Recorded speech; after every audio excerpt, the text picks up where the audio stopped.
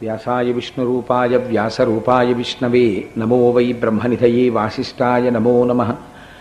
శ్రుతిస్మృతిపురాణానాం ఆలయం కరుణాలయం నమామి భగవత్పాదశంకరం లోకశంకరం. వాగర్ధావివ సంపృక్తౌ వాగర్ధప్రతిపత్తయే జగతః పితరౌ వందే పార్వతీ పరమేశ్వరౌ. సూక్తిం సమగ్రయతున స్వయమేవ లక్ష్మీః శ్రీరంగరాజమహిషీ మధురైకటాక్షైః వైదగ్ధ్యవర్ణగుణగుంభనగౌరవైర్యాం కండూలకర్ణకుహరాः కవయోధయంతి. హైమోర్ధ్వపుండ్రమజహన్మకుటం సునాసం మందస్మితం మకరకుండలచారుగండం బింబాధరం బహుళదీర్ఘకృపాకటాక్షం శ్రీవేంకటేశముఖమాత్మని సన్నిధత్తాం. మనోజవం మరుతతుల్యవేగం జితేంద్రియం బుద్ధిమతాం వరిష్టం వాతాత్మజం వనరయూధముఖ్యం శ్రీరామదూతం శిరసా నమామి. ఆపదామపహర్తారం దాతారం సర్వసంపదాం లోకాభిరామం శ్రీరామం భూయో భూయో నమామ్యహం. శ్రీరామచంద్రం శ్రితపారిజాతం సీతాముఖాంబోరుహచించరీకః సమస్తకల్యాణగుణాభిరామः నిరంతరం మంగళమాతనోతు.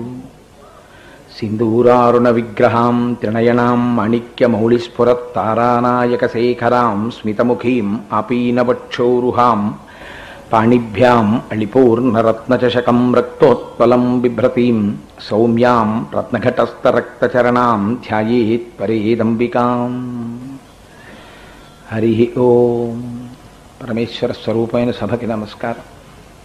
ఒక 2-3 రోజుల క్రితం వరకు ఈ దేవాలయ ప్రాంగణంలోకి వస్తే అయ్యప్ప స్వామివారి గుడి ప్రాంగణంలోకి వెళ్ళామనేవాళ్ళం.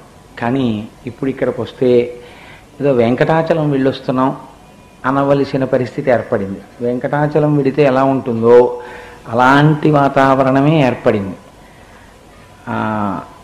వచ్చేసరికి అయ్యప్ప స్వామివారి అనుగ్రహంతో ఇక్కడ స్వామి పుష్కరిణి కూడా వచ్చేస్తే పరిపూర్ణం అయిపోతుంది వెంకటాచల దృశ్యం. ఇవాల్టి రోజు మీ అందరి యొక్క భక్తి ప్రపత్తుల చేత భగవంతుడి సులభుడై మనందరి చేత ఆ పద్మముల చేత ఆరాధనను స్వీకరించాడు. పద్మము లక్ష్మీస్థానం. లక్ష్మి అంటే కేవల ఐశ్వర్యం అని చెప్పి వ్యాఖ్యానంలో చెప్పరు. లక్ష్మి అంటే అనేక గుణాలు.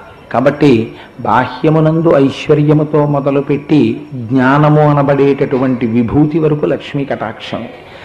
దాన్ని కోరుకోవడమే పద్మాలతో ఆరాధన చేయడం. కనుక అంత చక్కటి కార్యక్రమాన్ని మనం ఇవాళ పూర్తి చేసుకుని ఉన్నాం. రేపటి రోజు సౌమ్యవారం అనగా బుధవారం. బుధవారం నాడు వెంకటాచలంలో జరిగేటటువంటి విశేష పూజ సహస్ర కలశాభిషేకము. మిగిలిన కార్యక్రమం మీరందరూ కూడా తెల్లవారుజామున 4:45 అయ్యేసరికి భక్తులు తండోపతండాలుగా ఎంత భక్తి ప్రపత్తులతో వచ్చేస్తున్నారో అంత తెల్లవారకట్ట లేచి చక్కగా ఆరాధన చేసుకుని ఇంట్లో దీపం పెట్టుకుని రాగలిగినటువంటి అదృష్టాన్ని ఒక 7 రోజుల పాటు మనకింత క్రమశిక్షణ ఇచ్చాడు ఈశ్వరుడు. చక్కగా ధన్యం చేసుకుంటున్నాం జీవితాన్ని. మళ్ళీ ఇంకొక 4 రోజులు దాటిపోయింది అనుకోండి. దాటిపోయిన తర్వాత అయ్యో నేను ఒక్కసారి తెల్లవారకట్ట పెడతాను, అలా సన్నిధి గొల్లతో కలిసి ప్రధానార్చక స్వామి ఇంటికి పెడతాను, స్వామికి సుప్రభాతానికి వెడుతుంటే నేను పాల్గొంటానంటే ఇంకా కుదరదు అవకాశం. ఇంకా అలాంటి అవకాశం 4 రోజులే. ఆ తర్వాత మళ్ళీ వెంకటాచల ప్రభు అనుగ్రహిస్తే ఇలాంటి కార్యక్రమాలు కొనసాగితే అటువంటప్పుడు బహుశా ఒక ఏడాది తర్వాత దొరికితే దొరకవచ్చు. కాబట్టి మనం ఆ అవకాశాన్ని సద్వినియోగం చేసుకోవాలి. రేపటి రోజు ప్రతిరోజు ఎలా జరుగుతోందో అలాగే సుప్రభాతం అయిపోయిన తర్వాత స్వామికి కొలువు, పంచాంగం, తోమాల, అర్చన, తదనంతరం సహస్ర కలశాభిషేకం జరుగుతుంది. రేపు ఆర్జిత సేవ చేసుకోవడం కోసమని రుసుము చెల్లించినటువంటి వారందరూ కూడా సాధ్యమైనంత వరకు దంపతులుగా రండి. వైదికమైన దుస్తులతో మీరందరూ వస్తున్నారు, చాలా సంతోషం. ఆ మాట నేను అనడం సాహసం. ఎందుకంటే అలా రాకుండా పాపం ఎవరూ లేరు. చక్కగా పంచె కట్టుకుని పైన చొక్కా కానీ బనీన్ కానీ లేకుండా వస్తే రేపటి రోజున ఒక్కొక్క దంపతుల పేర్లు పిలుస్తారు. పిలిచి మీకు అందరికీ ఒక్కొక్క కలశ ఇస్తారు. ఒక దంపతులకి ఒక కలశ. మీ వెంట పిల్లలు వాళ్ళు వచ్చినా అటు కూర్చోమనండి, మీతో తీసుకురాకండి ఆ కలశ తీసుకోవడానికి. ఆ దంపతులు వస్తే దంపతులకి కలశ ఇస్తారు. ఆ కలశ మీరు పట్టుకుని మేళతాళాలతో మనం ఊరిరిగింపుగా స్వామివారి ధ్వజస్తంభానికి ప్రదక్షిణం చేసి బయలుదేరి వచ్చి ఆ కలశ వెంకటేశ్వరుడికి సమర్పిస్తాం. ఆ కలశలో ఉండేటటువంటి అభిషేక ద్రవ్యాన్ని స్వామివారి యొక్క ఉత్సవమూర్తి, ఎందుకనంటే ఉత్సవమూర్తికి ధ్రువమూర్తికి అభేదం. వెంకటాచలంలో అయితే మలయప్ప స్వామి అని పిలుస్తారు, మీరు చూస్తూ ఉంటారు. మలయప్ప కూడా స్వయంభూ. ఎందుచేత నేను ఈ మాట అనగలుగుతున్నానంటే, ఒకానొకప్పుడు వెంకటాచలంలో ఒక పొరపాటు జరిగింది. ఉగ్ర శ్రీనివాసుడు అని ఒక ఆయన ఉంటారు లోపల. అంటే మనకి ఇక్కడైతే ఒక ఉత్సవమూర్తుల్ని వాడుతున్నాం, అక్కడ భోగ శ్రీనివాసుడు, కొలువు శ్రీనివాసుడు, తర్వాత మలయప్ప, లోపల మళ్ళీ ఉగ్ర శ్రీనివాసుడు, కృష్ణ భగవానుడు, రామచంద్రమూర్తి, వీళ్ళందరూ ఉంటారు. అందులో ఒకసారి పొరపాటున ఉగ్ర శ్రీనివాసుణ్ణి వెంకటాచలం కొండల మీద స్వామివారి మాడ వీధులలో ఊరిరిగింపు చేశారు. పొరపాటున ఆ మూర్తులు బయటికి వచ్చాయి. ఉగ్ర శ్రీనివాసుడికి సూర్యకిరణం తగలకూడదు. తగలగానే వెంకటాచలంలో కొండల మీదంతా అగ్నిహోత్రం అంటుకుంది. అంటుకుంటే ఏదో పొరపాటు జరిగింది అంటే అప్పుడు స్వామివారు అర్చకులను ఆవహించి చెప్పారు, ఉగ్ర శ్రీనివాసుడిని బయటికి తీసుకెళ్లారు. ఆయనకి చీకటి పడకముందే ఏడాదిలో 1-2 సందర్భాల్లో ఏ తెల్లవారుజామున 2 గంటలకో ఒక్కసారి ఆయన్ని బయటికి తీసుకొచ్చి గబగబా ఊరిరిగింపు చేసి లోపలికి తీసుకెళ్ళిపోతారు. కాబట్టి మీరు నాకు ప్రతినిధిగా నావలిని పూజలు అందుకోవడం కోసమని మీకు ముమ్మూర్తుల నా వంటి మూర్తులు వెంకటాచల పర్వత సానువులలో మలయప్ప కోన అనబడేటటువంటి ప్రాంతంలో కనపడతాయి, కాబట్టి వెళ్ళి వెతకండి అన్నారు. అర్చక స్వాములు కాగడాలు పట్టుకుని వెళ్ళి వెతికారు. వెతికితే ఒక చోట ఆ మలయప్ప స్వామి వారి యొక్క మూర్తి ఉభయనాంచారులు దర్శనమిచ్చారు. అప్పుడు వాటిని తీసుకొచ్చి ప్రతిరోజు కార్యక్రమంలోనూ పాల్గొంటాడు స్వామి. ఆ మలయప్పకి, ధ్రువమూర్తికి, విమాన వెంకటేశ్వరుడికి, ఈ ముగ్గురికి అభేదం. ముగ్గురు సమానమైనటువంటి స్థాయిలో ఉంటారు. మనం ఆ మలయప్ప ప్రతినిధిగానే ఇప్పుడు అక్కడ ఉత్సవమూర్తుల్ని ప్రతిరోజు ఊరిరిగింపు చేసి సహస్రదీపాలంకార సేవ అవి చేస్తున్నాం. ఆ స్వామి రేపు సహస్ర కలశాభిషేకాన్ని అందుకుంటారు. ధ్రువమూర్తి మాత్రం పూరాభిషేకం అని చెప్పి శుక్రవారం నాడు అభిషిక్తుడవుతాడు. అభిషేకము అన్న మాట గురించి శబ్దరత్నాకరము, ఇతరమైనటువంటి గ్రంథములు, పెద్దలైనటువంటి వ్యాఖ్యాతలు అనేకమైనటువంటి వ్యాఖ్యానములు చేశారు. అందులో నాకు చాలా ఆనందపరిచేది, వేదము యొక్క భావనకు చాలా దగ్గరగా ఉండేటట్టుగా చెప్పగలిగిన మహాపురుషుడు, కారణజన్ముడు, సాక్షాత్ శంకర భగవత్పాదుల యొక్క అంశతో జన్మించినటువంటి వారు చంద్రశేఖర పరమాచార్య స్వామి వారు. వారు అభిషేకము గురించి ఒక మాట చెప్తారు. అభిషేకము అన్న మాటకి మీరు మామూలు అర్థాన్ని తీసుకుంటే స్నానము అని పేరు. అభిషేకము అన్న మాటని కొంచెం లోతుగా వాడితే మునుక అని పేరు. మీరు ఇక్కడ ఇప్పుడు రేపొద్దున్న చేస్తే దాన్ని స్నానము అని మీరంటే దోషం ఏమి ఉండదు. దాని యందు మీరు దోషం పట్టడానికి ఏ విధంగానూ కూడా హేతువు ఉండదు. ఎందుకంటే అభిషేకం అన్న మాట మీరు వాడుతున్నారు కాబట్టి. అభిషేకమునకు ఆ జలములను పోస్తే మీకు వచ్చే ప్రయోజనం ఏమిటి? మీకు నిన్నటి రోజున నేను ఒక మాట చెప్పాను, స్వామికి అది ఉత్సవం అవుతుంది, మీ పట్ల సేవ అవుతుంది. ఉత్సవము అన్న మాట గురించి ఒక వ్యాఖ్యానం ఉంది పెద్దలది. అందులో ఏమంటారంటే, ఉచ్యాతే హర్షం ఇది ఉత్సవ. ఏది చూస్తున్నప్పుడు మీలో హర్షమును, ఆనందమును పెళ్ళుబుకేటట్టు చేస్తుందో దానికి ఉత్సవమని పేరు. ఇప్పుడు సహస్ర కలశాభిషేకం చేస్తారు. మీరు ఆలోచించండి, మీరు స్నానం చేశారనుకోండి, మీకేం కలుగుతుంది? ఉపశాంతి కలుగుతుంది. ఇప్పుడు ఇది గ్రీష్మ ఋతువు. గ్రీష్మ ఋతువు తాపమునకు చాలా ప్రసిద్ధి. అందుకే వెంకటాచలంలో కూడా జ్యేష్ఠాభిషేకం అని చేస్తారు. తాపము చాలా ఎక్కువగా ఉంటుంది. ఈ తాపము గురించి శంకరులు శివానంద లహరిలో ఒకచో ప్రస్తావన చేస్తారు. గలంతి శంభోత్వచ్చరిత సరిత కిల్బిషరజో దళంతి ధీకుల్యాహ సరణిషు పతంతి విజయతాం దిశంతి సంసార భ్రమణ పరితాపోపశమనం వసంతి మచ్చేతో హృదభువి శివానందలహరి అంటారు. బాహ్యమునందుండేటటువంటి తాపము బాహ్యమునందు స్నానము వలన తొలగిపోతుంది. ఇప్పుడు నేనేదో ఆఫీస్కి వెళ్ళి సాయంకాలం ఇంటికి వచ్చాను అనుకోండి, నేను ఇంటికి రాగానే అమ్మయ్య అని ఫ్యాన్ వేసి కూర్చుంటే మా ఆవిడ ఏదో ఫ్రిడ్జ్లోంచి ఏమంటే తాగండి అని ఒక పళ్ళరసాన్ని తీసుకొచ్చి ఇచ్చింది అనుకోండి, నేను వెంటనే ఏమంటానంటే ఉండి ఇప్పుడు ఇవ్వకు, స్నానం చేసి వస్తాను, అప్పుడు తాగుతానంటాను. అది బాహ్య శౌచము ఒకటి ప్రధానం. రెండు, స్నానం చేయడం వల్ల ఏమవుతుందంటే నా శరీరమునకు కలిగినటువంటి తాపము ఉపశాంతిని పొందుతుంది. బయటికి వచ్చి అమ్మయ్యా 1000 ఏనుగుల బలం వచ్చిందే స్నానం చేస్తే అంటాను. ఈ తాపము బాహ్యమునందు కలిగేటటువంటి తాపము ఒకటి, ఆంతరమునందు కలిగేటటువంటి తాపము రెండవది. ఆంతరమునందు కలిగేటటువంటి తాపమునకు ఉపశాంతి బాహ్య స్నానము వలన లభించదు. బాహ్య స్నానం శరీరానికి కలిగేటటువంటి తాపాన్ని తగ్గిస్తుంది. ఆంతరమైనటువంటి తాపము దేని వలన కలుగుతుంది అంటే సంసార భ్రమణ పరితాపోపశమనం. సంసారమునందు కొన్ని కోట్ల జన్మల నుంచి పరిభ్రమిస్తూ ఉండడమే ఈ తాపమునకు కారణము. తెల్లవారి లేస్తే మనస్సు సంకల్ప వికల్ప సంఘాతం. జాగృతిలోకి వచ్చిన దగ్గర నుంచి ఎన్ని ఆలోచనలు, ఎన్ని కోరికలు, ఎన్ని సుఖాలు, ఎన్ని దుఃఖాలు. మనస్సుకి అనుకూలంగా ఉంటే బాగుందంటాడు, కొంచెం వ్యతిరేకంగా ఉంటే కోపగిస్తాడు. రాగము ద్వేషము రెండు పొటమరిస్తూ ఉంటాయి. ఈ రాగద్వేషముల చేత కొట్టబడి నిరంతరము బాధపడుతుంటాడు. వీటికన్నిటికీ ఎక్కడ ఉపశాంతి లభిస్తుంది అంటే వాల్మీకి మహర్షి అయోధ్యకాండలో భరతుడి చేత చెప్పిస్తారు. యావన్న రామం రక్ష్యామి లక్ష్మణం వా మహాబలం. ఏనాడైతే నేను రామచంద్రమూర్తిని లక్ష్మణునితో కూడి ఉన్నవాణ్ణి దర్శనం చేస్తానో ఆనాడు నా తాపము ఉపశమిస్తుంది అంటారు.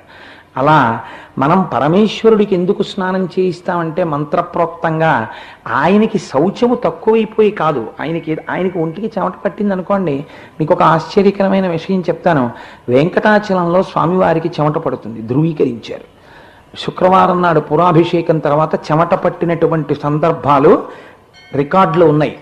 వాటిని తుడుస్తారు. స్వామివారి యొక్క స్వేదము ప్రపంచంలో ఎక్కడా లేనంత సుగంధ భూయిష్టమై ఉంటుంది. అలాగే పార్వతీదేవి యొక్క కేశపాశములకు ఉండేటటువంటి సుగంధము సహజ సుగంధము. దాని మీద నత్కీరోపాఖ్యానం అని ఒక ఉపాఖ్యానం ఉంది. ధునోతు ధ్వాంతం నస్తులిత దళితేందీవరవనం ఘనం స్నిగ్ధశ్లక్షణచికుర నికురంబం తవ శివే యదీయం సౌరభ్యం సహజముపలబ్ధం సుమనసో అంటారు శంకర భగవత్పాదుల సౌందర్యలహరిలో.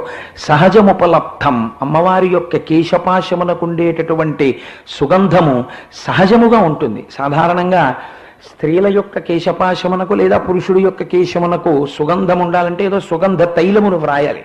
కానీ ఆ అవసరం లేకుండా అమ్మవారి యొక్క కేశపాశం సుగంధంతో ఉంటుంది. అలాగే స్వామివారికి శౌచం, ఆయనకి స్నానం చేయకపోతే ఆయనకి ఏదో తక్కువైపోవడం ఉండదు. మీరెవరు ఆయనకి ఎక్కువతనాన్ని తీసుకురావడానికి? అదో అజ్ఞానం అంతే. ఆయనకి ఏదో శౌచం తీసుకురావడానికి మీరు స్నానం చేయించట్లేదు. మరి అందులో ఉన్న రహస్యం ఏమి? శివలింగం మీద చూడండి, ధారాపాత్ర కట్టి అలా నీరు పడేటట్టుగా ఉంచేస్తారు. అలా ఎందుకు తడపడం? ఈ చల్లబడడంలో ఒక రహస్యం ఉంది. ఈశ్వరుడు చల్లబడితే మంత్రప్రోక్తమైన అభిషేకము చేత లోకములన్నీ చల్లబడతాయి. ఇది మనం కోరుకోవాలి. కేవలం మన గురించి మనం కోరుకోవడం తప్పని నేను అన్ను. గృహస్థైనటువంటి వాడు నా కుటుంబం సంతోషంగా ఉండాలి అని కోరవచ్చు. కానీ దానితో పాటుగా ఎప్పుడూ ఒక ఉదార భావన ఉండాలి. ఈ లోకమంతా చల్లగా ఉండాలి, నెలకి 3 వర్షాలు పడాలి, కర్షకులు ఆనందించాలి, ప్రజలకి సులభమైనటువంటి ధరలలో ఆహార ధాన్యాలు దొరకాలి, అందరూ నిత్య సుభిక్షంగా ఉండాలి. ఎప్పుడెప్పుడు మనం భగవంతుడి ఉత్సవాలు చేసుకుందామా అని ప్రజలు సంతోషంగా ఉరకలు వేస్తూ ఉండాలి అని మీరు కోరాలి. లోకమునకంతటికీ ఇటువంటి చల్లదనాన్ని కల్పించడం కోసమని అందరం కలిసి స్వామివారికి అభిషేకం చేస్తారు. ఆ అభిషేకం మంత్రప్రోక్తంగా కలశలు తీసుకెళ్లి ఇచ్చినప్పుడు సహస్ర అన్న మాటకు అర్థం కేవలం 1000 అని కాదు. సంస్కృతంలో సహస్ర అన్న మాటకి అనేక అర్థాలు ఉన్నాయి. అందులో సహస్ర అన్న మాటకి అనంతము అని ఒక అర్థం. 1000 కలశలు ఒక లెక్క కోసం అలా ఉంచుతారు. 108 కలశాలని 10 మాటలు తిప్పచ్చు, రేపు తిప్పుతారు. అలాగా సహస్ర కలశాభిషేకం అంటే అనంతము అన్నది అక్కడ అర్థం. అనంతముగా ఇంతమంది జీవులుగా ఉన్నటువంటి వారి యొక్క కోరిక ఏమి అంటే శ్రీదేవి నీది, భూదేవి నీది. భూమి మీరు చూడండి, భూమికి ఒక శక్తి ఉంటుంది.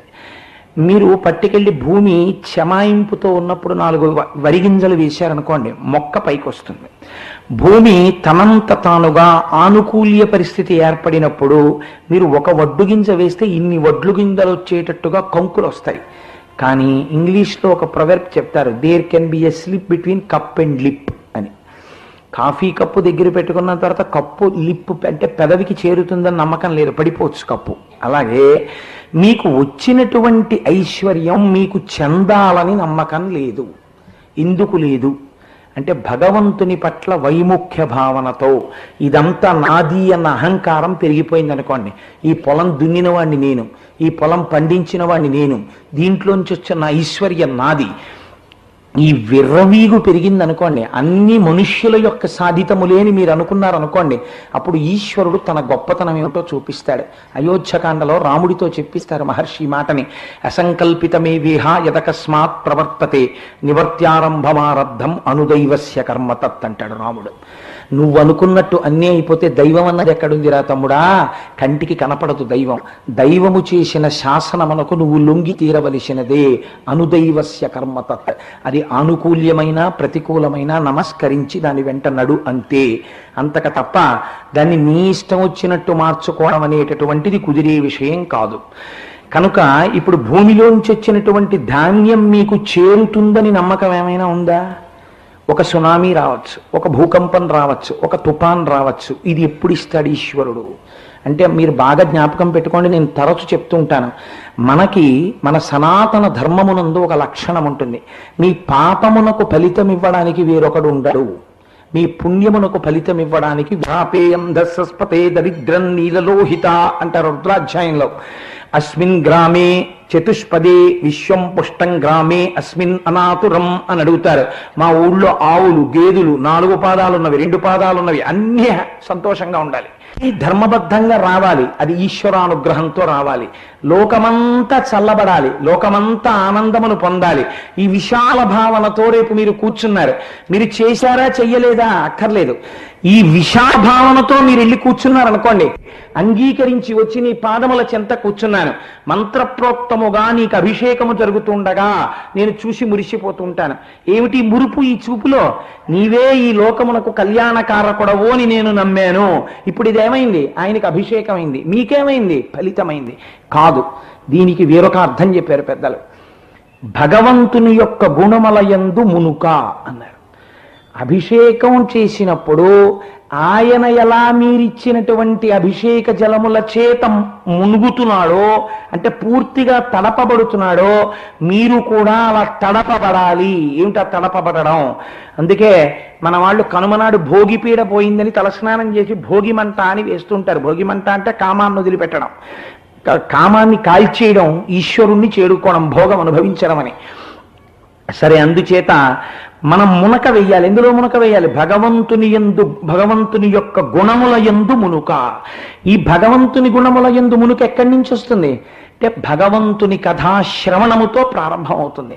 ప్రారంభమై భోజనం చేసేటప్పుడు రుచి చూస్తూ భోజనం చేసేస్తాడు. అబ్బా ఎంత బాగుందో అవి మామిడికాయ పప్పు, ఎక్కడ తెచ్చారు ఈ కాయలు, ఇంత పుల్లగా ఉంది, తినేస్తాడు.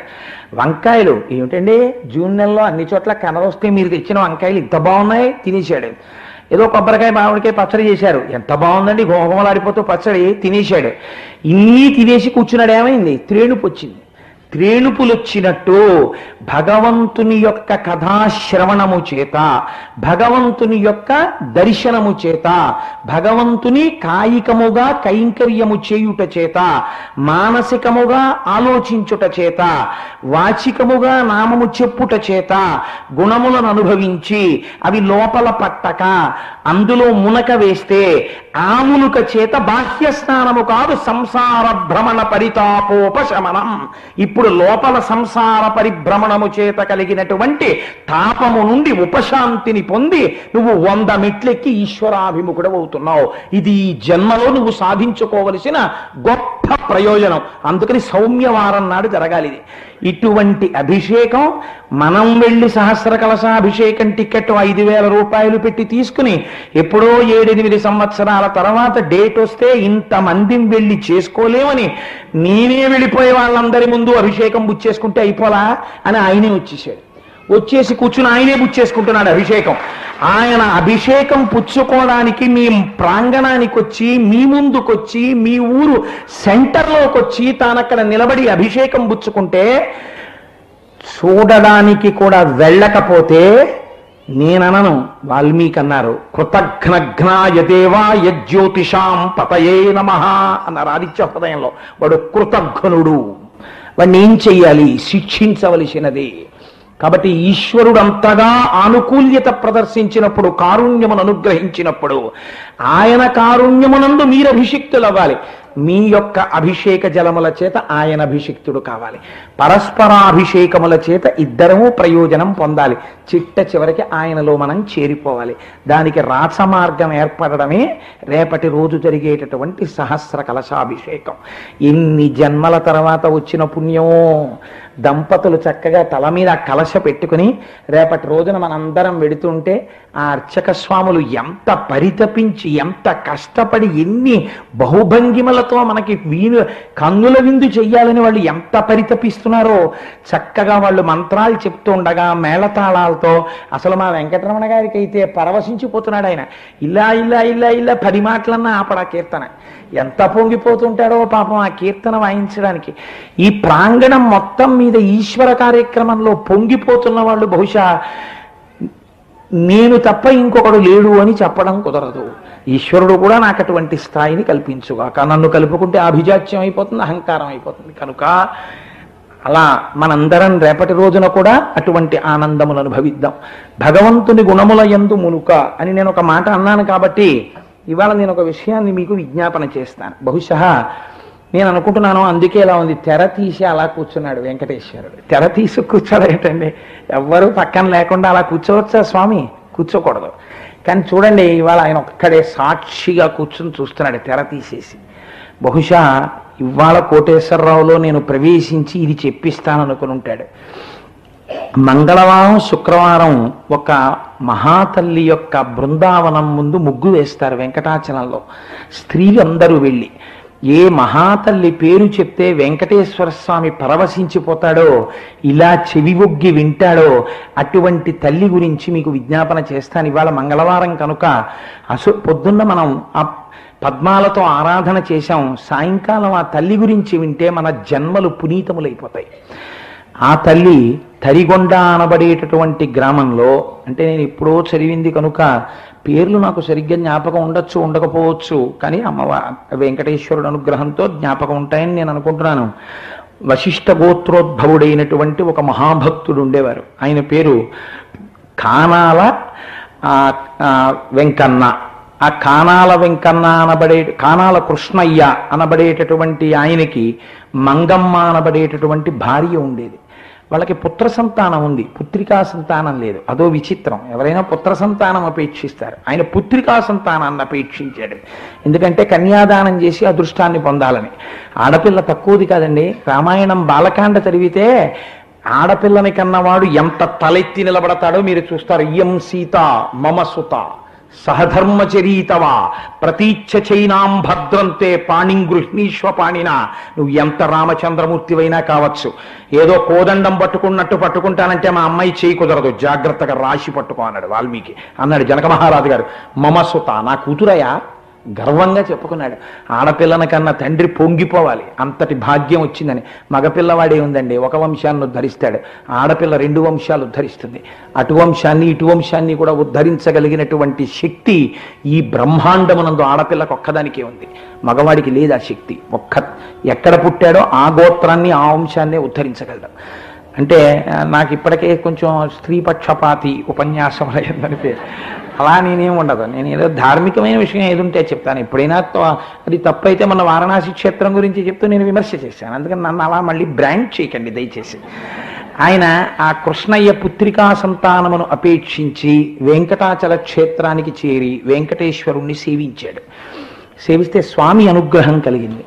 అనుగ్రహం కలిగి ఆయనకు ఒక కుమార్తె జన్మించింది. ఆవిడికి వెంగమాంబ లేదా వెంకమ్మ అని పేరు పెట్టుకున్నారు. నిన్నటి రోజు అందుకే తరిగొండ వెంగమాంబ గారి ముగ్గు మహాభక్తురాలు 1,00,000 తులసి పూజలు కొన్ని వేలు చేసి, 1,00,000 బిల్వార్చనలు కొన్ని వేలు చేసి, ఏ తల్లి అపారమైన పుణ్యరాశి మూట కట్టుకుందో ఆ వెంకాయమ్మ గారి దంపతుల్ని చూస్తే నాకు నిజంగా పరవశం. ఆ వెంకాయమ్మ గారితో ముగ్గు వేయించాను నిన్న రాత్రి. అందుచేత వెంకమ్మ అని పేరు పెట్టారు ఆవిడకి. ఆ వెంకమ్మ గారు చిన్నతనం నుంచి ఆవిడ ఎప్పుడు భావ సమాధిలో ఉండేది వెంకటేశ్వరుడు గురించి. తల్లిదండ్రులు పలకరిస్తే, అమ్మ నీకు పెళ్లి చేసేస్తాం అంటే, నాకు పెళ్ళి ఏమిటమ్మా, నా భర్త వెంకటేశ్వరుడు, నాకు ఎప్పుడో పెళ్ళి అయిపోయింది అనేది ఆవిడ. ఈవిడ నిరంతరం భావ సమాధిలో ఉంటోందని, ఆవిడికి వివాహం చేసినట్టయితే కొంచెం బాహ్య స్మృతిని పొందుతుందని తల్లిదండ్రులు వెంకటాచలపతి అని పేరు కలిగినటువంటి ఒక వ్యక్తిని తీసుకొచ్చి వివాహం చేశారు. కానీ అసలు వారి మధ్య వైవాహిక జీవితం ప్రారంభం కాకముందే ఆ భర్త శరీరాన్ని విడిచిపెట్టేశాడు. కానీ వెంగమాంబ గారు ఆవిడ్ని అప్పటికి వెంకమ్మ వెంకమ్మ అనేవారు. వెంకమ్మ గారికి నేను వెంకటేశ్వరుడి భార్యని, నా 5వ తనానికి లోటు లేదు అని ఆవిడ సువాసిని చిహ్నములను విడిచిపెట్టలేదు. అందరూ సువాసినిలాగే ఆవిడ బొట్టు పెట్టుకుని, కాటుక పెట్టుకుని, గాజులు వేసుకుని మంగళసూత్రాలతో ఉండేది. ఆవిడ ప్రతిరోజు నృసింహోపాసనం చేసింది. అది ఆశ్చర్యం. తరిగొండలో నృసింహస్వామి దేవస్థానం, అందులో హనుమ యొక్క మూర్తి ఉన్నాయి. ఆ నృసింహస్వామి ఆరాధన చేసి ఉపాసన చేసింది ఆవిడ. చేస్తే కొంతమంది సంప్రదాయవాదులకి ఇది కిట్టలేదు, కారణజన్ముల్ని గుర్తించలేరు, చాలా సంకుచితమైనటువంటి సంప్రదాయ చట్రముల యందు ఇరికించే ప్రయత్నం చేసి భంగపడిపోతుంటారు. వెంకమ్మ గారి జీవితం కూడా అంతే. కనుక ఈవిడ సువాసిని చిహ్నములతో ఉండడం ఏమిటి అని కొంతమంది ఆవిడ్ని విమర్శ చేసేవారు. ఒకసారి ఆ ఊరికి పుష్పగిరి పీఠాధిపతులు వచ్చారు. పుష్పగిరి పీఠాధిపతులు వస్తే ఈవిడిలా సంప్రదాయ చిహ్నాలతో ఉంటోంది అంటే ఆవిడ్ని పిలిపించారు పీఠాధిపతులు. ఆవిడ చాలా సశాస్త్రీయంగా పళ్ళు పువ్వులు అన్నీ పట్టుకుని పీఠాధిపతుల దర్శనానికి వెళ్ళింది. ఏమమ్మా, నిన్ను చూస్తే ఇంత సంప్రదాయం తెలుసున్న దానిలా ఉన్నావు, నువ్వు విధవవయ్యుండి నువ్వు ఇలా సువాసిని చిహ్నములను ధరించవచ్చా అని అడిగారు. అయితే ఆవిడంది, నేను మొట్టమొదటి నుంచి చెప్తున్నాను, నేను వెంకటేశ్వరుడి పత్నిని, కనుక నా 5వ తనానికి లోటు లేదు. అంటే పుష్పగిరి పీఠాధిపతులు అన్నారు, ఇన్ని చెప్తున్నావు కదా, పీఠాధిపతుల సమక్షానికి వచ్చినప్పుడు నమస్కరించాలని తెలియదా అన్నారు. అంటే నాకు ఆ విషయం తెలియక నేను నమస్కరించకుండా ఉండలేదు, మీరు ఒక్కసారి సింహాసనం మించి లేవండి నమస్కరిస్తానంది. పుష్పగిరి పీఠాధిపతులు కూర్చున్నటువంటి ఆసనం మించి లేచారు. ఆవిడ ఆసనానికి నమస్కరించారు. నమస్కరించిన ఉత్తర క్షణంలో పీఠాధిపతులు కూర్చున్న ఆసనం కాలిపోయింది. దాని మీద కూర్చునుండగా మీకు ఈ ప్రమాదం వస్తుందని లెమ్మని నమస్కారం చేశానండి.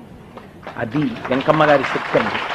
అప్పుడు పీఠాధిపతులు ఆవిడ గురించి ఒక మాట అన్నారు, అందరినీ చూసినట్టు కారణజన్ములను చూడకండి, ఈవిడ మహాయోగిని, ఆవిడ జోలికి వెళ్ళకండి, ఆవిడ ఎలా ప్రవర్తిస్తే అలా ప్రవర్తించనీయండి అని చెప్పి వెళ్ళిపోయారు. ఆ తల్లి ఒకనాడు ఆ తరిగొండలో ఉండేటటువంటి నృసింహస్వామి ఆలయంలో ఉన్నటువంటి హనుమ మూర్తి వెనకాతల కూర్చుని ధ్యానమగ్నురాలై ఉంది. ఆ మగ్నురాలై ఉండగా ఆలయంలో ఉన్న అర్చకుడికి కోపం వచ్చింది. ఇక్కడికొచ్చి ఆలయం లోపల హనుమ వెనకాతల కూర్చుంటుంది ఏమిటి ఈవిడని జుట్టు పట్టుకుని ఈడ్చేసి బయటికి లాగేశాడు. లాగేసి, నీ పూజలతో సంప్రదాయాన్ని నాశనం చేసేస్తున్నావు, ఈ ఊళ్ళో ఈ గుడిని పట్టుకుని వేలాడకపోతే ఏ అడవికో పోకూడదా అన్నాడు. వెంకమ్మ గారికి ఈ మాట నృసింహస్వామి చెప్పినట్టు అనిపించింది. నిజమే, నేను అడవుల పట్టి వెళ్ళిపోతానని ఆ తల్లి ఉత్తర క్షణం బయలుదేరిపోయారు. ఆవిడ భక్తిని తెలుసుకున్నవారు మాత్రం ఆవిడ్ని వెంకమ్మ గారని పిలిచేవారు కాదు, వెంగమాంబ గారని పిలిచేవారు. ఆ తల్లి అరణ్యంలో వెడుతున్నప్పుడు ప్రమాదం వచ్చింది ఆవిడకి. ప్రమాదం వస్తే స్వామి హనుమ వచ్చి ఆవిడ్ని రక్షించారు. ఆవిడ వెంకటాచలం చేరారు. వెంకటాచలం చేరినప్పుడు ఆవిడకి ఆవాసం లేదు. రోజు స్వామివారి దర్శనం చేసుకుని పరమ సంతోషంగా ఆవిడ అక్కడ దొరికినటువంటి ప్రసాదం తిని మంటపాల్లో నిద్రపోతుండేవారు. ఆవిడ ఒకనాడు శ్రీనివాసుణ్ణి ప్రార్థించారు, ఈశ్వర నాకు ఈ వెంకటాచలంలో ఉండిపోవాలనుంది, నాకు ఆవాసం కల్పించమని. వెంకటేశ్వరుడు ఆవిడకి స్వప్నంలో దర్శనం ఇచ్చాడు. అమ్మా, నీకు నేను ఆవాసం ఇస్తాను కానీ లక్ష్మిని ప్రార్థన చేయమన్నారు. అప్పుడు లక్ష్మీదేవిని ప్రార్థిస్తే అనుకోకుండా ఆలయ నిర్వహణ చేస్తున్నటువంటి మఠాధిపతులు వెంగమాంబ గారి దగ్గరికి వచ్చి, అమ్మ మీరు ఈ కొండ మీద శాశ్వతంగా ఉండిపోండి అని ఒక పూరి గుడిసె వేసి ప్రతిరోజు ఇప్పుడు ఎలా అయితే పంచాంగం చెప్పగానే వెంకటేశ్వర స్వామి బ్రాహ్మణ్యానికి పెద్దపీట వేసి బ్రాహ్మణోస్య ముఖమాసీత్ అని దానం చేస్తారో వెంకటేశ్వరుడంతటి వారు నడువడి చూపించడానికి, అలా అక్కడ కూడా వకుళమాత అని యశోదాదేవి వకుళమాతగా ఉంటుంది వెంకటాచలంలో. ఆ వకుళమాత పేరు మీద ప్రతిరోజు ఆవిడికి బియ్యం పంపేవారు, అది వండుకు తింటూ ఉండేవారు. అయితే కాలక్రమంలో తరిగొండ వెంగమాంబ గారు ప్రతిరోజు వెంకటాచల క్షేత్రంలోకి వెళ్ళడం, స్వామివారి ముందు కూర్చోవడం, ధ్యానమగ్నురాలు కావడం, ఆయన పాదాల దగ్గర ఉన్న ఆవిడని ఎవరూ పట్టించుకునేవారు కాదు, సేవలు చేస్తూ ఉండేవారు. నేను ఆవిడ గురించి పూర్తిగా చెప్పడం అంటే ఒక్క రోజులో జరిగే విషయం కాదు, కానీ క్లుప్తంగా విజ్ఞాపన చేస్తానంతే. ఒకానొక రోజున ఏమైందంటే వెంగమాంబ గారు అలా కూర్చుని ఉండగా అక్కడ ఉన్నటువంటి అర్చకులకు ఆగ్రహం కలిగింది. ఏమిటి ఈవిడికి సౌమాంగల్యమే లేదు, ఈవిడేమో లోపలికి వచ్చి కూర్చుంటూ ఉంటుంది, ఏదో భగవంతుడికి పెద్ద ఆరాధకురాలను అనుకుంటుంది అని ఆవిడ కొంచెం మనస్సు చిన్నబుచ్చుకునేలా ఆవిడని మాట్లాడారు. ఆవిడికి ఆ మాటలు వినపడి ఆవిడ గుడికి వెళ్ళడం మానేశారు. మానేసి ఇంట్లోనే కూర్చొని శ్రీనివాసుడిని ధ్యానం చేసేవారు. బ్రహ్మోత్సవాలు వచ్చి ఆఖరి రోజున స్వామివారి కొయ్య తేరంటారు, పెద్ద రథం. ఆ రథం ఊరేగింపుగా వెడుతోంది. ఈలోగా తాళ్లపాక వారి వంశీయులు తాము ఉంటున్న ఇంటి పక్కన వెంగమాంబ గారికి ఒక చిన్న వాటా ఇచ్చారు అందులో ఉండమని, ఆవిడ భక్తిని చూసి. ఆ ఆలయంలో ఆవిడ ఇంటి ముందు నుంచి వెడుతున్నటువంటి కొయ్య తేరు అక్కడే అలా నిలబడిపోయింది. నిలబడిపోతే ఎంత ప్రయత్నం చేశారో, ఎంత తోశారో, ఎన్ని కొబ్బరికాయలు కొట్టారో, ఎన్ని హారతులు ఇచ్చారో కదలలేదు రథం. అప్పుడు పెద్దలందరూ సమావేశమై ఎక్కడో పొరపాటు జరిగింది, ఏ భక్తుడి పట్ల అపచారం జరిగిందో ఆయనకే వెళ్ళి క్షమార్పణ చెప్తే గొడవ వదిలిపోతుంది. ఇంకెవరి పట్ల జరిగింది? తరిగొండ వెంగమాంబ గారిని మనం ఈ మాట అన్నాం, ఆవిడికి క్షమార్పణ చెప్దామని వెళ్ళి ఆవిడికి క్షమార్పణ చెప్పారు. ఆవిడ బయటికి వచ్చి హారతి ఇచ్చి వెంకటేశ కదులన్నారు, అంతే రథం వెళ్ళిపోయింది. ఆవిడ శక్తి అటువంటిది, ఆవిడ ఉపాసన బలం అటువంటిది. ఆవిడ తన పెరట్లో కూర్చుని ఉండగా బాలకృష్ణుడి రూపంలో చిన్ని కృష్ణుడు వచ్చి, అమ్మా అమ్మా నాకు భాగవతం వినాలనుందమ్మా, నువ్వు భాగవతం రాసి నా కథ నాకు చెప్పమ్మా అన్నారు. ఈశ్వరుడంతటి వాడికిట ఈశ్వరుడి కన్నా ఈశ్వరుడి కథే చాలా గొప్పగా ఉంటుంది. అందుకని తన కథ తనకి చెప్పమని అడిగితే ఆవిడ భాగవతాన్ని ద్విపద రాశారు. ప్రతిరోజు ఏకాంత సేవ అయిపోయి తలుపులు వేసేసేవారు.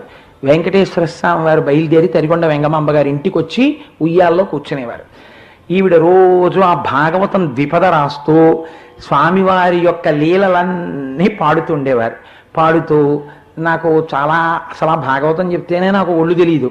వారిల్లు సొచ్చి కడవల దౌరంబుగ నీయి త్రాగి తుదనా కడవల్ వీరింట నీసుతుండిడ వారికి వీరికిని పెద్దవాదయ్య సతి ఆడంజని మీగడపిరు గోడక నీ సుతుడు త్రావి ఒక ఇంచు కథ కోడలి మూతించరిమిన కోడలు ముచ్చనుచు అత్త కొట్టెల తాంగి.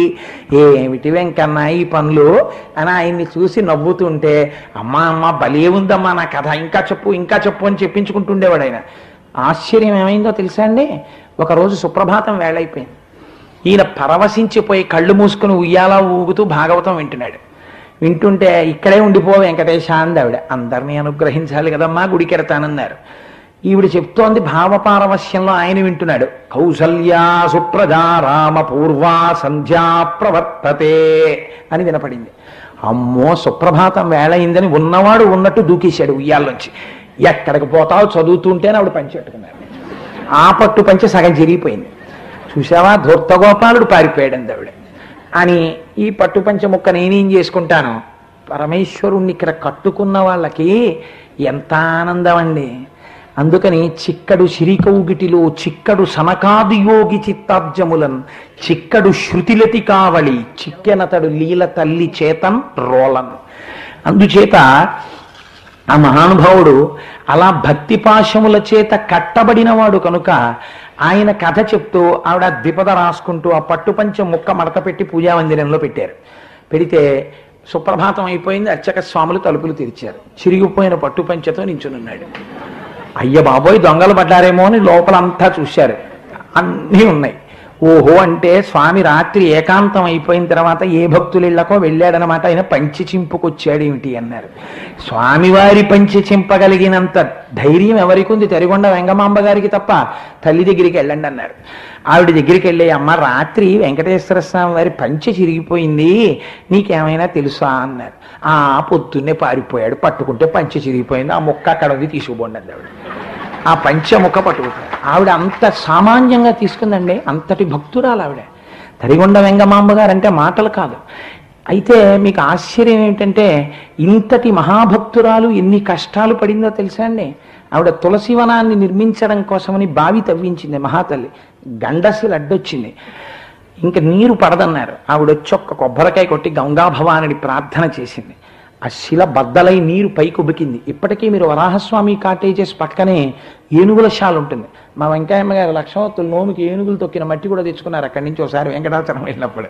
అందుకని ఆ ఏనుగుల శాలకి పక్కనే అమ్మోరు బావి అని పిలుస్తారు. తరిగొండ వెంగమాంబ గారి బావి అంటే మీకు చూపిస్తారు. ఆ శిల పగిలి నీళ్లు వచ్చినటువంటి బావి ఇప్పటికీ ఉంది, మీరు చూడడానికి వీలుగా. అలా ఆవిడ తులసి వాటికని పెంచారు. ఇంత మహాభక్తురాలైనటువంటి తరిగొండ వెంగమాంబ గారిని సర్కార్ అర్చకులు అని చెప్పి ఆలయంలో ఉండేవారు. సర్కార్ అర్చకులు అంటే ఒకానొకప్పుడు ఈస్ట్ ఇండియా కంపెనీ భారతదేశాన్ని పరిపాలించే రోజులలో వెంకటాచలంలో మిరాసి అర్చకులు వెంకటాచలం దేవాలయంలోకి వెళ్ళి కొంతకాలం పాటు అర్చన చేయడాన్ని కారణాంతరముల చేత చేయలేదు. అప్పుడు ప్రభుత్వం ఏం చేసిందంటే, ఆ కార్యక్రమం జరగడానికి సర్కార్ పనుపున ఒక అర్చకుణ్ణి నియమించింది. ఆయన్ని సర్కార్ అర్చకులు అంటారు. వెంకటేశ్వర స్వామి వారు అర్చక స్వామి అంటే ఐశ్వర్యవంతుడు కదా. ఆయనకి తరిగొండ వెంగమాంబ గారంటే కినుకగా ఉండేది. ఏమిటి వీడికి ఏం తెలిసే ఏమిటో రాస్తూ ఉంటుంది, రాత్రులు వెంకటేశ్వరుడు వచ్చాడంటుంది, నేను వినిపించానంటుంది, ఈవిడి దగ్గరికి వెళ్ళే వాళ్ళు ఎక్కువ, ఈవిడికి దండాలు పెట్టేవాళ్ళు ఎక్కువ, నేను ప్రధాన అర్చకుడిని, నాకన్నా ఈవిడ గొప్పతనం ఏమిటనుకునేవారు. ఒక రోజున ఆవిడ పెరట్లో కూర్చుని మధ్యాహ్నం వేళ ఆనంద నిలయ గోపురం వంక చూసి, మీరు సుప్రభాతంలో వింటుంటారు కదా, తద్గోపురాణి శిఖరాణి నిరీక్షమాణాః స్వర్గాపవర్గ పదవీం పరమాంశ్రయంతః మర్త్యా మనుష్య భువనే మతిమాశ్రయంతే శ్రీవేంకటాచలపతే తవ సుప్రభాతం. ఆఖరికి ఊర్ధ్వలోకాలకి వెళ్ళిపోయే వాళ్ళు దేవతలు కూడా ఆనంద నిలయం చూసి ఆగిపోతారట. ఒకచో అంటారు పురాణంలో, ఇంద్రుడు ప్రతిరోజు కన్సెషన్ ఇస్తాడట దేవతలకి. ఆయన మరి దేవేంద్రుడు కదా, మీరు కంకణం కట్టించుకోక్కర్లేదు, అర్ధరాత్రి బ్రహ్మగారు వెళ్ళి పూజ చేస్తాడు. ఇక్కడ మీకు రోజు సుప్రభాతం తర్వాత బ్రహ్మతీర్థం ఇస్తున్నారు. చతుర్ముఖ బ్రహ్మగారు వచ్చి స్వామి కాళ్ళు కడిగినటువంటి శేషం అది.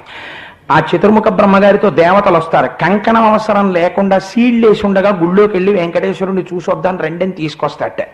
వీళ్ళు దర్శనం చేసుకుని దేవతలు బయటికి వచ్చి నించుంటారట. తెల్లవారి సుప్రభాతం అవుతుంటుంది. ఇంద్రుడు వచ్చి పదండి పదండి పదండి డ్యూటీకి అంటట. అంటే వాళ్ళంటారట, మేము రావేమిటి, మీరు రాకపోతే సస్పెండ్ చేస్తానంటాడు, ఉద్యోగం డిస్మిస్ చేసుకో, మేము రావన్నారు. ఎక్కడి నుంచి వచ్చింది మీకు ఈ తెగింపు అన్నట్ట. ఈ వెంకటాచలం వదిలి మేము రావన్నారు. ఆహా, మీకంత తెగింపుగా ఉందే, మీరు నా దగ్గర ఉద్యోగాలు చేస్తున్నారు కాబట్టి కంకణం అవసరం, 72 గంటల దర్శనం లేకుండా తీసుకొచ్చి కాకినాడలో స్వామివారి వచ్చి పూజలు అందుకున్నట్టుగా దర్శనాలు చేయిస్తున్నాం. రేపు మీరు నా దగ్గర కొలువు చేయకపోతే ఇలా దర్శనం ఉండదంటట. అంటే వాళ్ళన్నట్ట పోవాడగాలను విచ్చిపించే దర్శనం మాకు అక్కర్లేదు. ఆ దర్శనం మేమేం చేస్తామో తెలుసా, ఈ కొండ మీద కూర్చుంటాం. కూర్చుని స్వర్గాపవర్గ నిరపేక్ష నిజాంతరంగా, మాకు అక్కర్లేదు ఆ పదవులు.